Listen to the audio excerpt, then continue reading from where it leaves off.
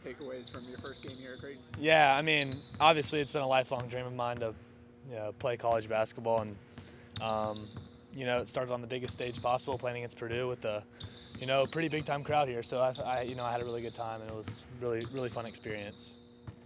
What's the component of this transition so far that keeps you up at night the most? Like, what are you focused? What do you feel like your mind drifts to the most in terms of trying to figure it out?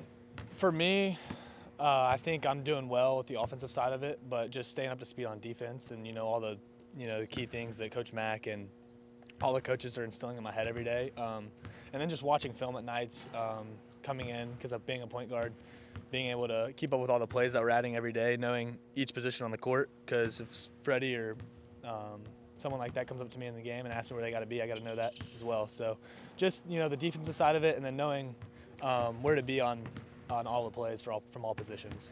What's the pressure release there in terms of being overwhelmed by the information overload?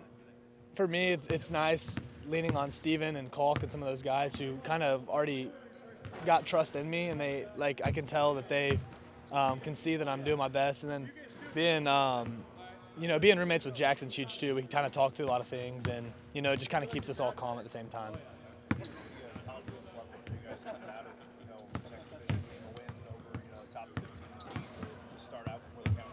Yeah, I think we're obviously very confident because Purdue, who played in the national championship last year. It was a really big deal for us to kind of show all the work that we've been doing and how that kind of helped us against them. And then obviously we got to work on our defense, and that's what we've been doing these past couple of days of practices. But our confidence is definitely high. Got to keep working. We got about 5-6 practices before our first game next week.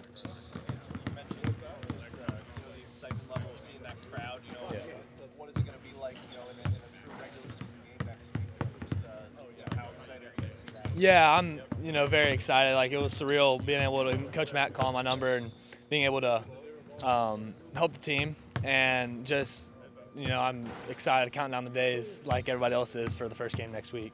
Two more for Todd. Do you get any input from Dad at this point, or is he kind of just Yeah, figure it out? Dad likes to sit back, but I mean, whenever I do have questions, it's nice to go to him because he played college basketball and he has coached for a really long time, so he obviously knows what he's talking about. So for me, he likes to give compliments and feedback whenever I ask, but he tries to stay out of it as much as possible. A lot of freshmen kind of got to ease in with some lower level competition. For You guys sure. got Iowa State Yeah. and Purdue right off the bat. Yeah. What you take away from being able to see yourself on film against Yeah. teams at that level?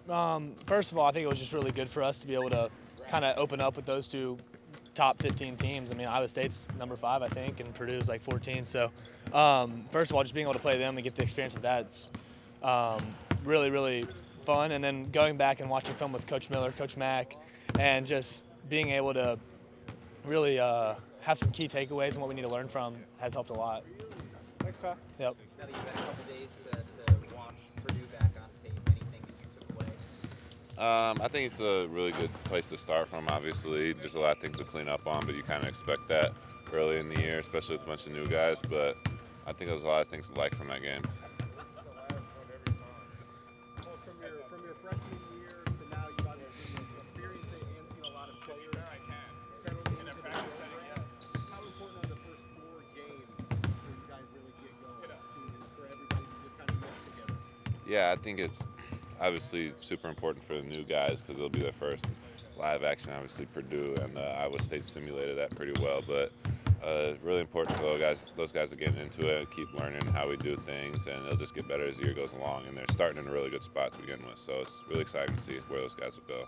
How big of an adjustment is it to get used to playing at this level when you haven't? It's a really big adjustment. I remember my freshman year, I was not ready to play at this level, so it's really impressive to see the guys like Ty, Jackson, Larry, and eventually Fedor will come in, and they'll all be impact players right away, and that's really impressive to see out of freshmen. Last time for a regular season game that you were out here was, when you had your senior day, and that was, Yeah. just how grateful are you that you get to be back in front of this crowd for another go-around? Yeah, this is a really special place, so anytime I get to come back and play another year, I mean, it's been special.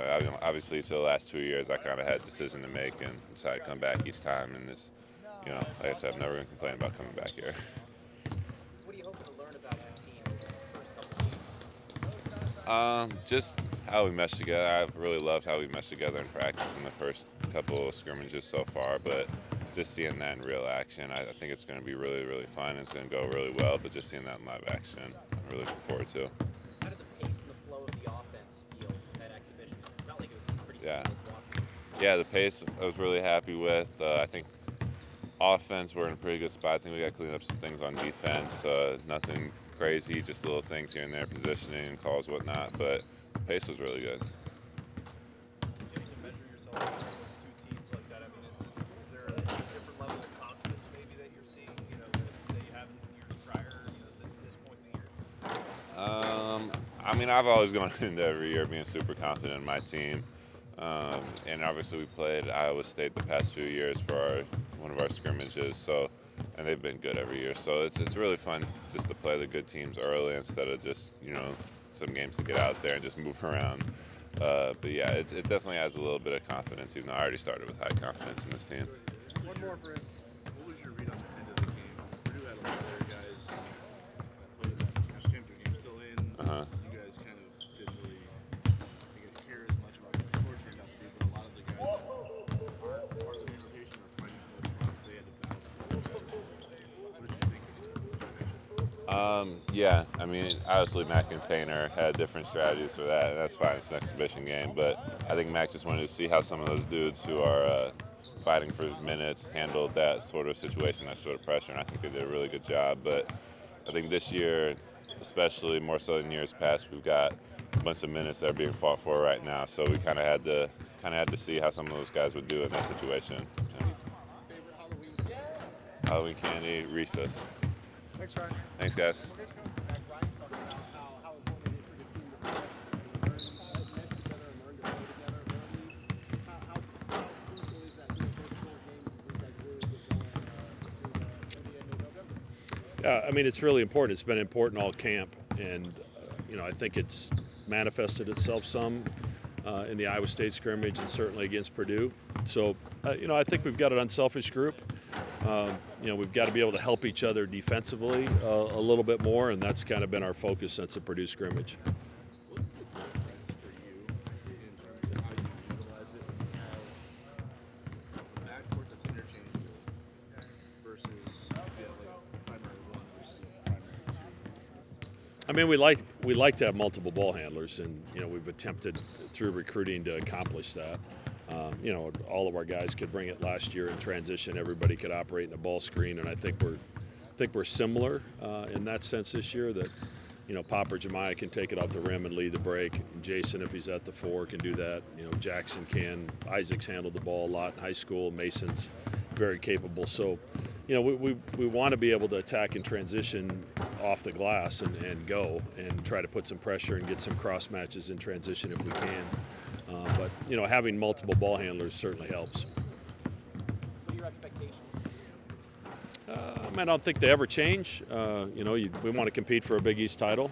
And if you can come close to accomplishing that, everything else kind of takes care of itself. You know, we've been fortunate the last 5 years that the games we have played down the stretch, the last couple weeks in February and in March, have been very meaningful games in terms of, you know, conference standings, Big East tournament seeds and NCAA tournament seeds. So if you're in that position, I think you're in a good spot, and then you roll with it in March and see what happens. So, you know, we want to stay in the upper echelon of the Big East and compete for a championship.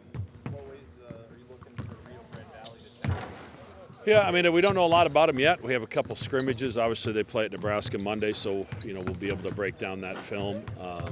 But, you know, new coach, a lot of new players, so kind of a scary first game in that regard, in that you really don't have much to go off of because it's basically a clean slate from a year ago.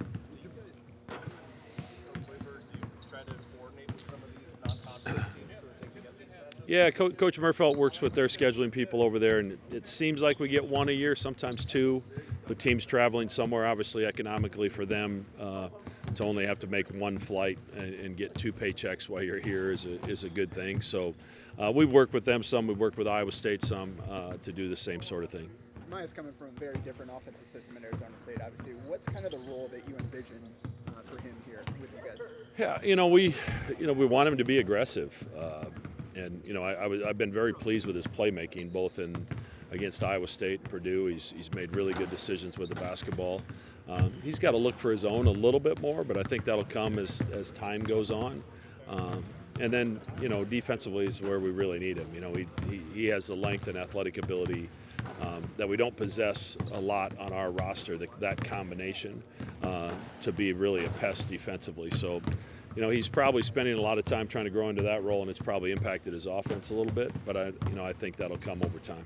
How does Fedor's uncertain status kind of complicate things when you try to figure out redshirts, rotations, and what it might look later on in the right away? I mean, it hasn't complicated anything because I haven't used him with the top group until, I get a decent idea that he's going to possibly be eligible. So, he's worked with that other group and continues to grow and develop. And he's fought some injuries too, so he's missed some time.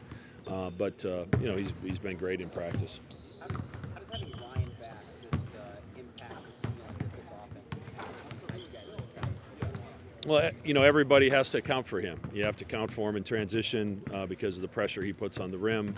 Every time he sets a ball screen, somebody's got to protect that rim, and when that happens, now that creates other opportunities for the rest of our guys, or to get teams in rotation and then play out of that. So, and then besides the fact that you can throw the ball into him and he's going to score 70% of the time probably. So.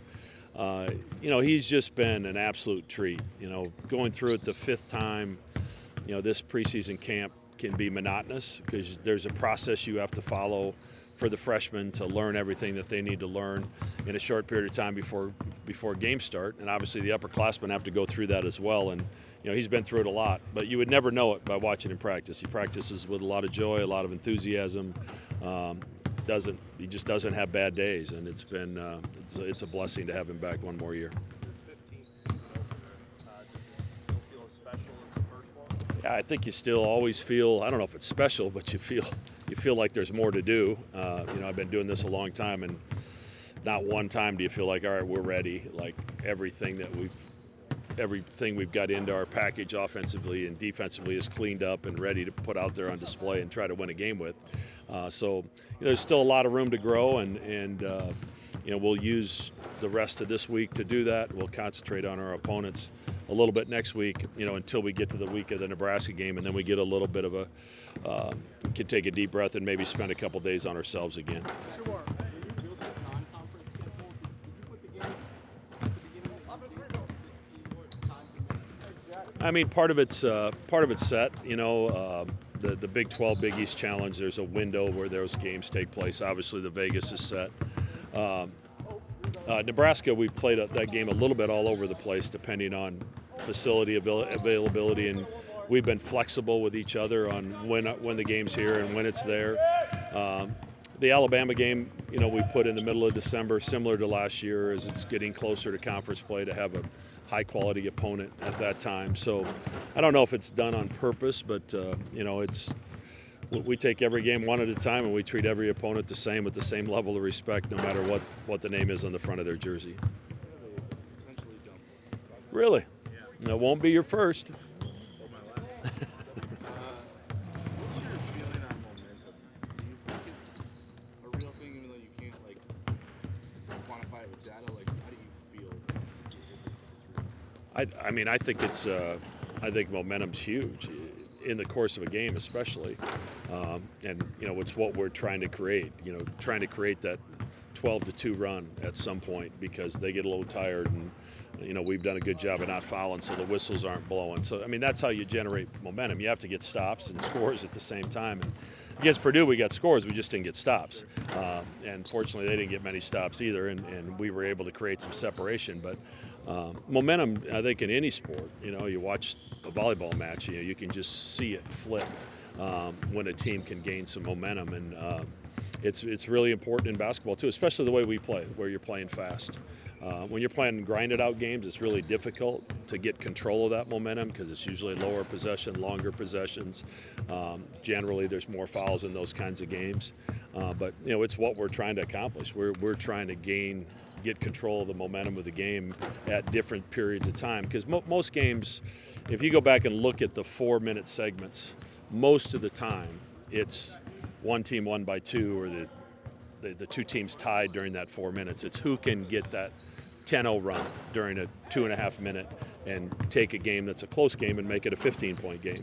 And that's what we're after with how we play and what we do. And it's really to gain that momentum the best we can. Thanks, Coach. Small two-parter for you. One, what's your favorite Halloween candy? Two, what is your favorite Halloween costume that you ever dressed up as? Well, I dressed up as a coach today. Probably Reese's peanut butter cup or peanut M&Ms would be my two. It's a close one, but I've never done Batman. That's for sure.